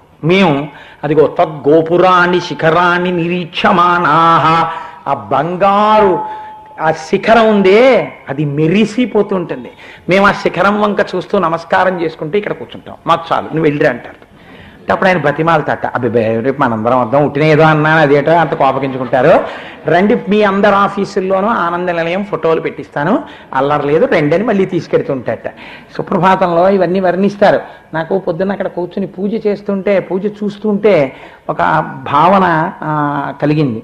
మనం ఇక్కడ రోజు ఓ మాట చెప్తుంటాం, భృంగా వళీచమ కరంద రసాను విద్ద జంగా రగీత వినదై సహసేవనాయ నిర్యాత్యుపాంత సరసీ కమలోదరేభ్య శ్రీవేంకటాచలపతే తవ సుప్రభాతం అని. సూర్యకిరణములు సోకి పద్మములు విచ్చుకుంటుంటే భృంగా వళీచ, ఆ తుమ్మెదలు గండు తుమ్మెదలు వచ్చి చప్పుడు చేస్తూ పువ్వుల చుట్టూ తిరుగుతున్నాయిట. ఆ తుమ్మెదల యొక్క ఝంకారం మాకు వినపడుతోంది, వెంకటేశ్వర నిద్రలే అంటారు. మీరు ఇవాళ గమనించారో లేదో, ఇవాళ సుప్రభాతం అయిపోయి ఇంకా తోమాల సేవ కూడా జరగకముందే ఎక్కడి నుంచో ఇంత కందిరీగి వచ్చింది. వచ్చి ఓసారి వెంకటేశ్వర స్వామికి ఆపాదమస్తకం తిరిగింది. తిరిగి ఆయన చుట్టూ అలా తిరిగి యువతలకు వచ్చి ఆ పువ్వు మీద వాలి వెళ్ళిపోయింది. ఇహ కనపడలేదు. నేను అనుకున్నాను వెంకటాచలంలో ఉన్న సమస్త భక్త బృందము పలుపున ఈ భృంగం వచ్చింది. ఇదే వెంకటేశ్వరుడు మన అనుగ్రహించారనడానికి ప్రతీక అని నేను మనస్సులో స్వామి పాదాలకి పూనికతో నమస్కారం చేసుకున్నాను. కనుక అలా ఆ తల్లి కూర్చుని భావగోచరమైనటువంటి శ్రీనివాసుణ్ణి ధ్యానం చేస్తోంది. ఈ సర్కారర్చకుడు అక్కారాం దీక్షితులన్న ఆయన బంధువులందరితో కలిసి భోజనం చేశాడు. తరిగొండ వెంగమాంబ గారికి ఎందుకు ఇంత ప్రఖ్యాతి ఉండాలి అని ఆయనకు అసూయ కలిగింది. అసూయ కలిగి వాళ్ళందరూ భోజనం చేసినటువంటి పులి విస్తరాకులన్నింటినీ ఎంగిలి విస్తళ్ళని తీసి వెంగమాంబ గారి మీదకి విసిరాడు. ఆ విస్తళ్ళు ఆవిడ మీద పడ్డాయి. ఆవిడ ఒక్కసారి ఆనంద నిలయాన్ని ధ్యానం చేస్తున్న వారు వెనక్కి తిరిగి చూశారు. వీళ్ళందరూ ఆవిడ్ని చూసి వెర్రి నవ్వులు నవ్వుతున్నారు. వెళ్లి నవ్వులు నవ్వుతున్న వాళ్ళని చూసి మీరందరూ ఇప్పుడే ఈ క్షణమే నిహతులగుదురుగాక అంది. వెంటనే నవరంధ్రములలోంచి నెత్తురు పడిపోయింది. పడిపోతుంటే అక్కారాం దీక్షితుల యొక్క ఒక కొడుకు మాత్రం డేకుతూ వచ్చి వెంగమాంబ గారి పాదాలు పట్టుకున్నాడు.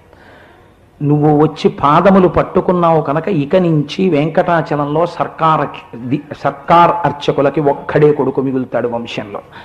ఇప్పటి వరకు ఒక్కడే కొడుకు. వెంగమాంబ గారి యొక్క ఆవిడ అరే రే నేను ఒక కుటుంబాన్ని ఎందుకు ఇలా శపించానని బాధపడుతూ వెళ్ళారు గుళ్ళోకి. శ్రీనివాసుడు మాట్లాడాడు, వెంగమాంబ నువ్వు కాదు శపించింది, ఆభిజాత్యాలతో అహంకారాలతో నా భక్తుల్ని ఎప్పుడెప్పుడు అవమానిస్తారో అప్పుడప్పుడు నేనే ఆవహించి దారి చూపిస్తూ ఉంటాను. కనుక నిన్ను ఆవహించా మాటలన్నది నా శక్తి, కనుక నువ్వేమీ బెంగ పెట్టుకోకు, నీకు చింత లేదన్నారు. సరే, ఇంకా నేను ఆ తల్లి గురించి ఎంత చెప్పినా తనివి తీరదనుకోండి. కానీ ఆవిడ సాహితీ పరిణితి గురించి ఒక మాట చెప్తారు. వెంకటేశ్వర స్వామి వారు రావడం, ఆవిడ్ని వెంగమాంబ ఇది రాయ్ అంటూ ఉండడం, ఆవిడ గురించి మీకు ఎంత గొప్ప బిరుదుందో తెలుసా అండి. ఆవిడకి దారు నిర్మిత వెంకటేశ్వర హస్తగత వీణ అని పేరు. ఆవిడకి ఒక దారువుతో అంటే కొయ్యతో చెక్కబడినటువంటి వీణ పట్టుకొచ్చి ఇక్కడ పెట్టాను అనుకోండి, దాని తీగ కూడా కొయ్యతోటే చెక్కారు. మీరు మోగించగలరా? అందులోంచి నాదము ధ్వని తేగలరా? అది కొయ్య మోగదు. కానీ ఆవిడ వెంకటేశ్వరుడి చేతిలో ఉన్నటువంటి దారువు చేత నిర్మింపబడిన వీణ. ఆ గోరు తగిలింది వెంకటేశ్వరుడి గోరు, అందుకే అందులోంచి మహానాదం వచ్చింది పైకి.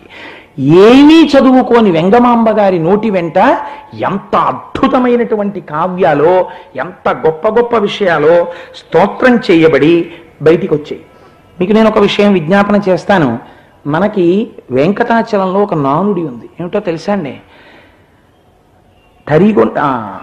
తాళ్లపాక వారి లాలి, తరిగొండ వారి హారతి ఈశ్వరుడికి చాలా ప్రీతిపాత్రమైనవి. ఆఖరణ అన్నమాచార్య స్వామి వారి కీర్తనతో పూర్తవ్వాలి, తరిగొండ వెంగమాంబ గారి హారతితో కార్యక్రమం పూర్తవ్వాలి. ఏకాంత శయనమునందు ఇప్పటికీ కూడా తరిగొండ వెంగమాంబ గారికి పిల్లలు లేకపోతే చెల్లెలి కూతుర్ని పెంచుకున్నారు ఆవిడ.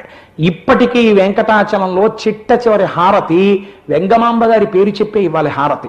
అలా ఇవ్వకపోతే వెంకటేశ్వరుడికి ఆగ్రహం వస్తుంది. ఆయన అనేక సార్లు అడిగాడు, వెంగమాంబని తీసుకొచ్చి నాకు హారతి ఇప్పించండి అని. అర్చకులను ఆవహించి ఆవిడ పట్ల అమర్యాదగా ప్రవర్తిస్తే ఆవిడ రావడం మానేస్తే ఆయన పుచ్చుకోలేదు హారతి. కనుక ముత్యాల హారతి అని ఆవిడ ఒక అలవాటు చేశారు. స్వామివారి శయనం దగ్గర ముగ్గు వేస్తారు, వేసి దాని మీద శయనం పెడతారు, దానికి అభ్యంతరం ఉండదు. ముత్యాలతో ఆవిడ ప్రతిరోజు దశావతారాల్లో ఒక అవతారాన్ని పెట్టేవారు. పెట్టి దాంట్లో హారతి పట్టి వెంకటేశ్వరుడికి శయనమునందు హారతిస్తారు. ఆ హారతితోటే పూర్తవ్వాలి. అందుకే నేను ఇప్పుడే గోపాలకృష్ణ గారితో ఒక మాట మనవి చేశాను, మీరు తొందరపడి లేచిపోకండి. ఏకాంత సేవలో కార్యకర్తలు చెప్తారు ఒక్కొక్క బాక్స్ లేచొద్దురు కానీ మీరు తెలిసి తెలియక ఏదో అయిపోయిందనుకుని లేచిపోతే అక్కడ అర్చకులు అంత కష్టపడి చేసినా వాళ్ళకి అది సమగ్రతతో చేయడం కుదరట్లేదు. మీరు సహకరించాలి. మీరు అలా కూర్చుని ఉండండి. మీరు ఎప్పుడు లేవాలో మేము చెప్తాం. మిమ్మల్ని 10 వరకు 11 వరకు కూర్చోపెట్టాం. ముత్యాలతో ఇవాళ పళ్ళెంలో ముత్యాలు పోసి పట్టుకొచ్చి ఇస్తారు. మీ అందరికీ ఆ పళ్ళెం చూపిస్తారు. చూపించి ఆ ముత్యాల హారతి ఇస్తారు. తరిగొండ వెంగమాంబ గారి పేరు చెప్పి ముత్యాల హారతితో పూర్తి చేద్దాం. ఇవాళ పళ్ళెంలో ముత్యాలు పోసి వస్తున్నాయి హారతికి. చక్కగా కన్నులారా మనం దర్శనం చేసుకుందాం. అదృష్టం కదా, ఇంతటి భాగ్యాన్ని పొంది మనం జార విడుచుకోకూడదు. అలాగే తాళ్లపాక వారి యొక్క లాలి. మీకు ఆశ్చర్యం ఏమిటంటే వెంకటేశ్వర స్వామి ప్రత్యేకించి ముగ్గురి పట్ల విడదీయరాని అనుబంధాన్ని ప్రదర్శిస్తూ ఉంటారు. ఈ ముగ్గురు ఎవరో తెలుసా అండి? మీరు ఆశ్చర్యపోతారు. ఈ ముగ్గురు మొదటి వారు సన్నిధి గొల్ల. సన్నిధి గొల్ల అంటే ఆయనకి ఎంత ఇష్టం అంటే ఆయన వాహనానికి ప్రథమ దర్శనం లేదు వెంకటాచలంలో. ఆయన ప్రధాన అర్చకుడికి ప్రథమ దర్శనం లేదు వెంకటాచలంలో. మొట్టమొదటి దర్శనం కాగడా పట్టుకుని తెర తీసి ఇలా చూసి శయనములో ఉన్నటువంటి శ్రీనివాసమూర్తిని తప్పట్లు కొట్టి లేపే అధికారం ఒక్క సన్నిధి గొల్లదే. తరువాత ప్రధాన అర్చకుడు లోపలికెడతారు. ఈయన వెలిగించిన జ్యోతిలోంచి మిగిలిన జ్యోతులు వెలిగించాలి. 2, ఏకాంత శయనం పూర్తయిందని గుర్తు ఏమిటంటే సన్నిధి గొల్ల వెలిగించేటటువంటి దీపం. 3, పారువేట ఉత్సవం అని అవుతుంది. కనుమ పండుగ నాడు మొన్న నాతో 200 మంది దాకా వచ్చారు వెంకటాచలం. పాండవ తీర్థం నుంచి మేమందరం వెనక్కి వస్తుంటే స్వామివారు వేటకెడుతున్నారు. కనుమ పండుగ నాడు వేటకెళ్ళినప్పుడు ప్రత్యేకించి ఆ కోనలో ఉన్నటువంటి సన్నిధి గొల్ల ఇంటికి వెంకటేశ్వర స్వామి వారు ఎడతారు. సన్నిధి గొల్ల అంటే ఆయనకి ఎంత ప్రీతో చెప్పలేను. మన అదృష్టం ముమ్మూర్తుల సన్నిధి గొల్లే మనకి ఇక్కడ అనుగ్రహింపబడ్డాడు వెంకటేశ్వరుడి చేత. తరువాత 3వ వారు తాళ్లపాకవారు. అన్నమాచార్య వంశీయులంటే ఆయనకి ఎంత ప్రీతో. ఆనాడు 32,000 సంకీర్తనలు చేసుకున్నాడు మహానుభావుడు. నేను ఇప్పటికీ నిద్ర రావాలంటే అన్నమయ్య వంశీయులు చక్కగా కీర్తన చెయ్యాలి అని. ఎక్కడో చిన్న పొరపాటు చేశాం మేము. అసలు నిజానికి అన్నమాచార్య స్వామి కీర్తన ఆఖరణ వెంకటాచలంలో జరిగేటప్పుడు తప్పకుండా తంబుర చేత్తో పట్టుకుని పాడాలి, వాయించినా వాయించకపోయినా.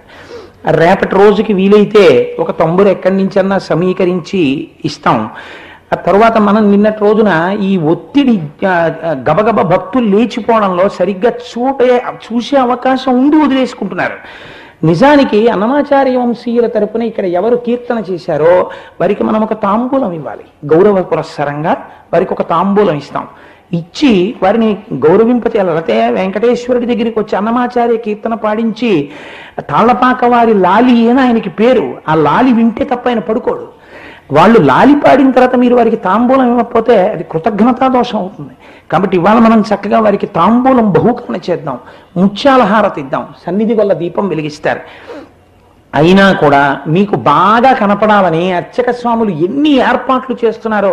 వాళ్ళు నిన్నను లోపల చాలా ఇబ్బందులు పడి చక్కగా అద్దం పెట్టి దాన్ని మార్చి టైం తీసుకోకుండా గబగబా అందంగా చేసి మీరందరూ రండి దర్శనం చేసుకోండి అని అంత వాళ్ళు కూడా మనకి అంత ఉత్సాహంగా మనకి దర్శనం చేయిస్తున్నారు. మనం ఈ అవకాశాన్ని సద్వినియోగం చేసుకోవాలి. వాళ్ళ ఉత్సాహాన్ని మనం కూడా ఆనందంగా వాళ్ళ ఉత్సాహాన్ని ఉపయోగించుకుంటే వాళ్ళు మరింత రంజకంగా చేసి మన ఆనందింపజేస్తారు. కనుక ఇవాల్టి రోజున చెప్పే వరకు దయచేసి ఎవరూ లేవద్దు. ఈ కార్యక్రమాన్ని గమనించండి, సంతోషిస్తారు. అయితే నేను ఇందాక ఒక మాట చెప్పాను మీతోటి. తరిగొండ వెంగమాంబ గారి చిత్రం ఏమిటో తెలుసా అండి? ఆవిడికి రాను రాను ఆవిడ్ని చూసేటటువంటి వాళ్ళు దర్శనం చేసేవాళ్ళు ఎక్కువైపోయారని భక్తుల మనప్రవృత్తి ఎలా ఉంటుందో చూడండి. తనంత తానుగా ఆవిడ శ్రీనివాసుడిని అడిగారు, ఈశ్వర నాకు వచ్చే జనంతో ధ్యానం చేసుకోవడం కుదరట్లేదు, నాకు ఎక్కడైనా ఏకాంత స్థలం ఇప్పించు వెళ్ళిపోతానని. ఆవిడ కోరుకున్న మరుక్షణం కళ్ళు తెరిచేటప్పటికి తుంబురు కోనలో ఉన్నారు ఆవిడ. ఒక పెద్ద గుహ చూపించి అందులో ఉండమన్నాడు వెంకటేశ్వరుడు.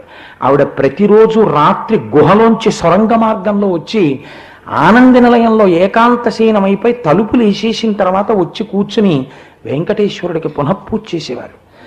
ప్రతిరోజు అర్చకులు సుప్రభాతానికి వెళ్ళేటప్పటికీ పువ్వులు అలంకారం మారిపోయి ఉండేవి. ఏం జరుగుతోందని మహంత్ ఒక రోజున ఏం చేశారంటే, ఏకాంత శయనానికి ముందు స్వామివారి యొక్క మూలస్థానం, జీవస్థానం అంటారు ఆ పాదాలని, అందుకే ఆ మంచం నుంచి విగ్రహాల్ని తీయగానే మొట్టమొదట జీవస్థానపు వేయించేపు అంటారంటే జీవస్థానం దగ్గర కూర్చోపెడతారు కాసేపు. కాబట్టి ఆ జీవస్థానానికి ఒక మూల నక్కి కూర్చున్నాడు. ఎవ్వరూ లేరనుకుని దేవాలయం మూసేశారు. అసలు ఎవరు వస్తున్నారు రాత్రని చూస్తున్నాడు. సొరంగ మార్గంలోంచి తరిగొండ వెంగమాంబ గారు విశేషమైన జ్యోతిస్వరూపంలో లోపలికి వచ్చారు. వచ్చి ఆవిడ మళ్ళీ పువ్వులు మార్చి వెంకటేశ్వరుడితో మాట్లాడారు. చూసినందుకు మహంత ఏమైపోయాడో తెలుసా అండి, స్పృహ తప్పిపోయాడు. మన తూర్పుగోదావరి జిల్లాలో కూడా జరిగింది ఇలాంటి సంఘటనే. అమలాపురం దగ్గర కోటిపల్లి రేవు దాటిన చోట. సరే, ఇప్పుడు నేను దాన్ని సభాముఖ ప్రస్తావన చేయను కనుక ఇప్పుడు అలా వెళ్ళిపోతే మళ్ళీ 8 అయిపోతుంది నాకు భయం దేంటి. కాబట్టి ఆ తల్లి ప్రతిరోజు అలా పూజ చేసేవారు. తరిగొండ వెంగమాంబ గారు లాంటి భక్తురాలు ఎక్కడుందండి? తరిగొండ వెంగమాంబ గారు చిట్ట చివరికి వెంకటేశ్వర స్వామి వారి యొక్క అనుజ్ఞ తీసుకుని సజీవ సమాధిలోకి వెళ్ళిపోయారు. ఆవిడ సుగంధ ద్రవ్యాలతో ఆవిడ సమాధిని నింపేశారు. సజీవ సమాధిలోకి వెళ్ళిపోయారు తల్లి. ఆ తల్లి దగ్గరగా ఒక 100 సంవత్సరాల పైచిలుకు అయిపోయింది. అటువంటి మహాతల్లి యొక్క బృందావనానికి ఇవాళ పట్టినటువంటి దుర్గతి తలుచుకుంటే నాకు కళ్ళంబట నీళ్ళు వస్తాయి.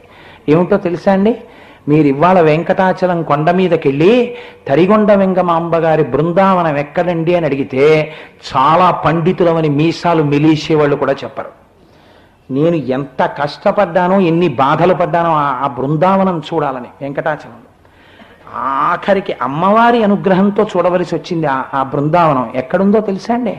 నాతో వచ్చిన వాళ్ళందరికీ కొన్ని 100 మందికి తీసుకెళ్లి చూపించాను నేను. ఇవాళ తరిగొండ వెంగమాంబ జూనియర్ కాలేజ్ అన్న పేరుతో ఒక కాలేజీకి ఇచ్చేసి ఆ కాలేజీ మధ్యలో ఆవిడని రక్షించిన హనుమ మూర్తి కూడా అక్కడే ఉంటుంది. తరిగొండ వెంగమాంబ గారి బృందావనం ఒక స్కూల్ గ్రౌండ్లో ఉంది. మీరు పొరపాటున కానీ లోపలికెళ్ళే ప్రయత్నం చేస్తే గుర్రాల్లాంటి కుక్కలు ఉంటాయి. కానీ ఆ స్కూలు వాళ్ళ గొప్పతనం ఏమిటంటే, మీరు అడిగితే మాత్రం అయ్యా లోపల తరిగొండ వెంగమాంబ గారి బృందావనం ఉందిట, ఒక్కసారి చూస్తామండి అని అడిగితే వాళ్ళు చాలా సౌమ్యులు.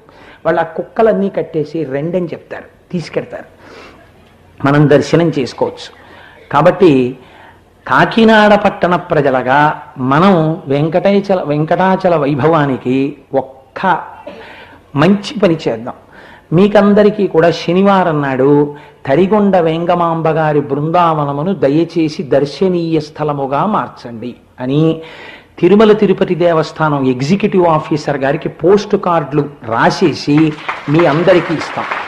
మీ అందరూ సంతకాలు పెట్టి ఇక్కడ ఒక డబ్బా పెడతారు, అందులో ఇండి 1000 పోస్ట్ కార్డులు కాకినాడ తరపున ఎగ్జిక్యూటివ్ ఆఫీసర్ గారికి పోస్ట్ చేద్దాం.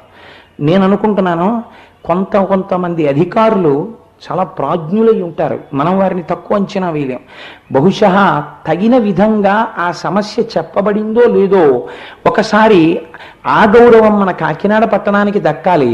మనం చాలా సున్నితంగా అభ్యర్థిస్తూ మనం అందరం పోస్ట్ కార్డులు రాసి పోస్ట్ చేద్దాం. ఒకవేళ మన అదృష్టవశాత్తు తరిగొండ వెంగమాంబ గారి బృందావనం దర్శనీయ స్థలం అయితే మంగళవారం నాడు, శుక్రవారం నాడు మీకు తెలుసా అండి, పెళ్లి కాకుండా ఉండిపోయినటువంటి వాళ్ళు ఆ తల్లి రాసిన భాగవత ద్విపద చదువుకుంటే పెళ్లిళ్ళు అయ్యేవి. ఎందరో వచ్చి ఆవిడ దగ్గర కూర్చొని రాసుకునేవారు. అంతటి మహాతల్లి తరిగొండ వెంగమాంబ. ఆవిడ బృందావనం మళ్ళీ దర్శనీయ స్థలమగుగాక. అలా ఆ తల్లి అనుగ్రహించి ఇవాళ వెంకటేశ్వరుడు విన్నాడు కనుక, ఇవాళ మంగళవారం కనుక నేను దీని గురించి ప్రస్తావన చేశాను. ఇక్కడ మీకు నేను ఒక రంజకమైన విషయాన్ని చెప్పి మనం సహస్రదీపాలంకార సేవ వైపుకి అడుగు వేద్దాం. చూడండి, వెంగమాంబ గారి నోటి వెంట ఏది పలికినా అది వెంగమాంబ గారు పలకలేదు, తల్లిలోంచి వెంకటేశ్వరుడు పలికాడు. ఆ తల్లి దగ్గరికి వచ్చి వెంకటేశ్వర స్వామి వారికి కేవలం భక్తి ఉండి ఏమీ తెలియని వాళ్ళంటే ఎంత ఇష్టమో చూడండి ఆయనకి.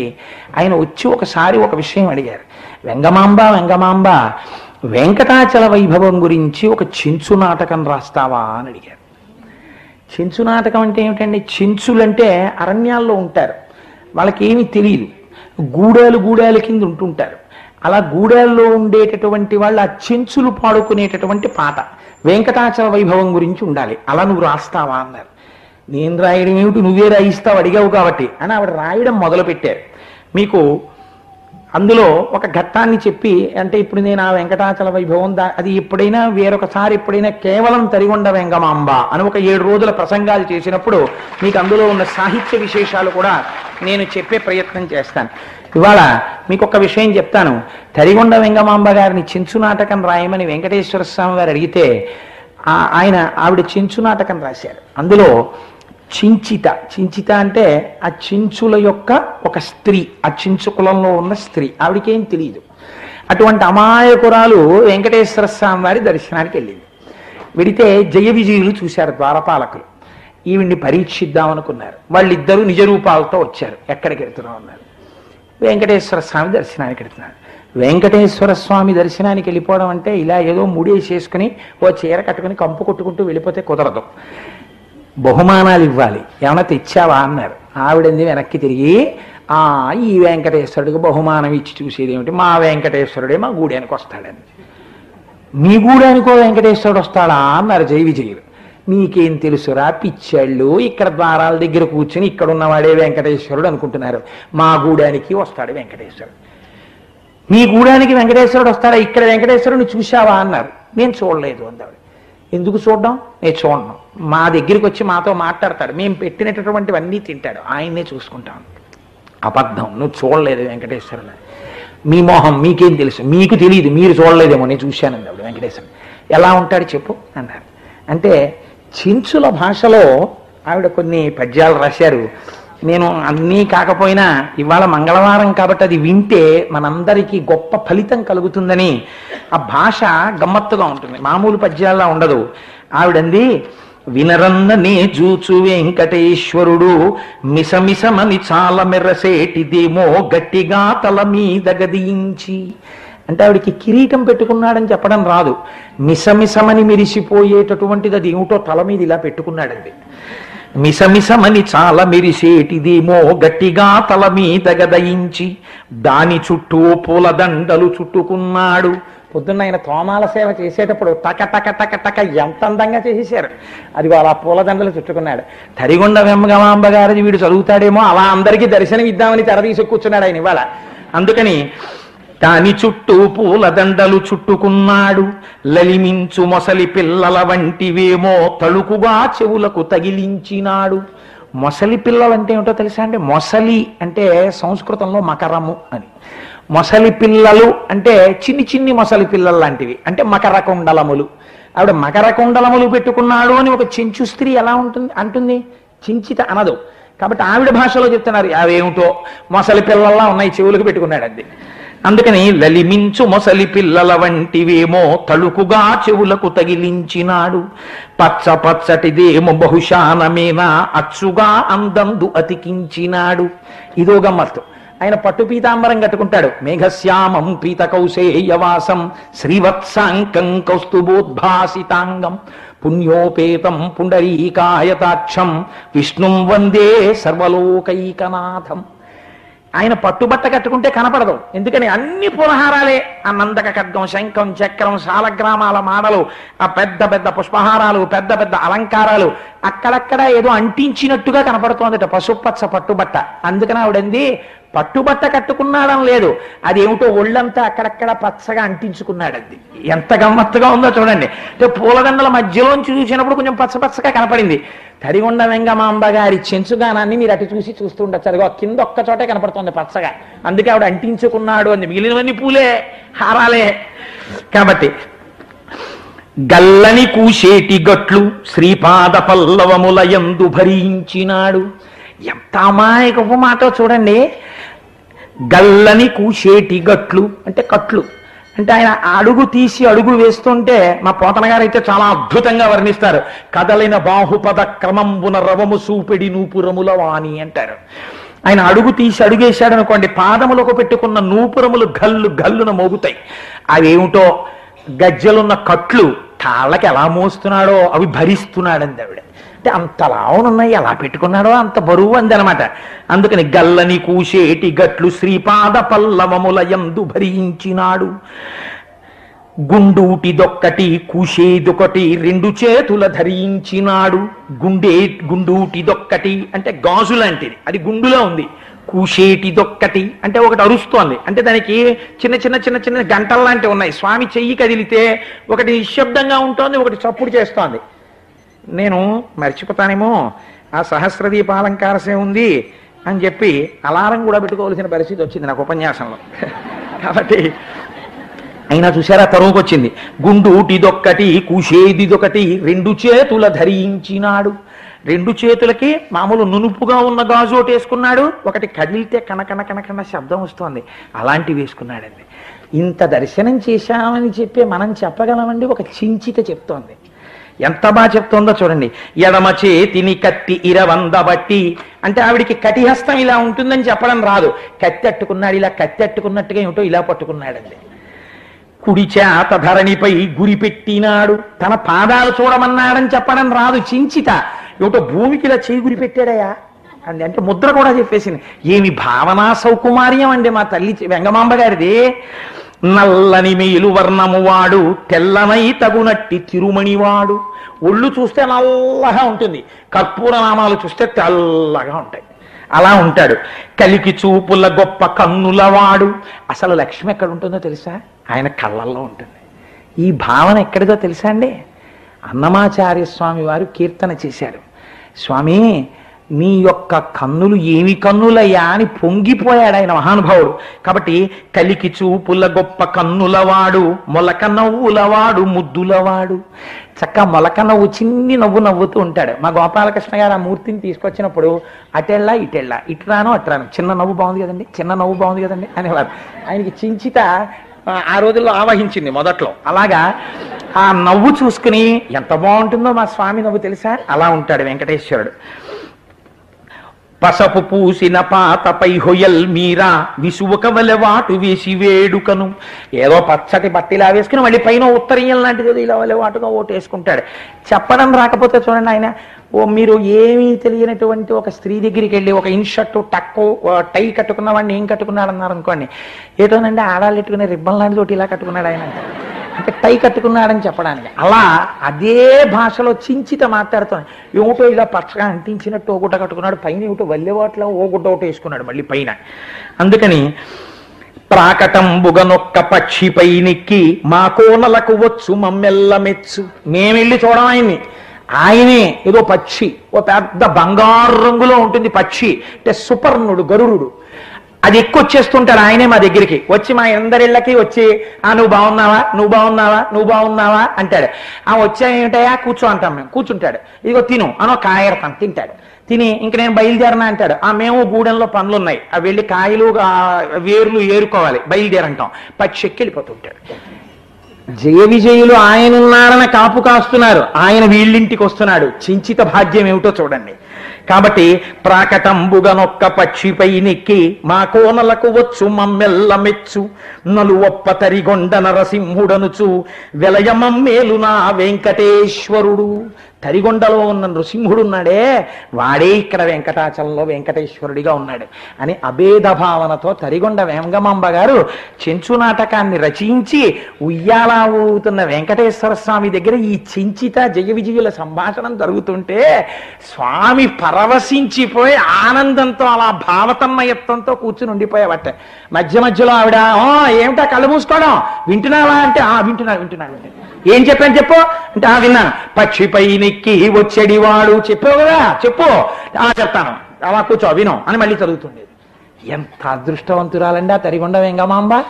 ఇవాళ మంగళవారం, ఆ తల్లిని స్మరించినంత మాత్రం చేత చెవులు దోణెలు చేసుకుని నా స్వామి వినుంటాడు. చాలదా మనకి జన్మభాగ్యం?